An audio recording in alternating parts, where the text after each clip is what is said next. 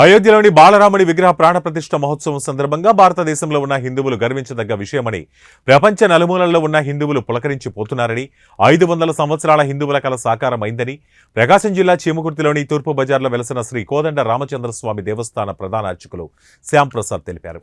అలాగే ప్రతి ఒక్క భక్తుడు ఈ శుభదినాన వాడవాడలా రామచంద్రస్వామికి ప్రత్యేక పూజలు నిర్వహించాలని తెలిపారు.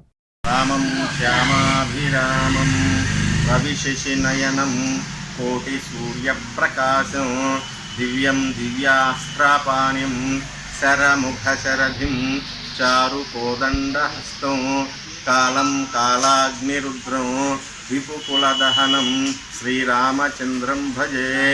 జై శ్రీరామ్.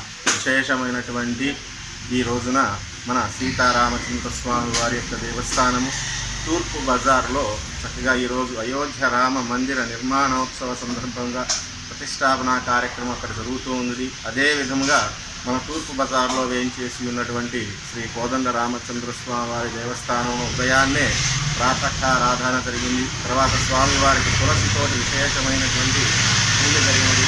విశేషంగా స్వామివారికి అనుగ్రహ భాషణంగా అభిషేకాలు, తదుపరి స్వామివారికి తులసి అర్చన జరిగినది.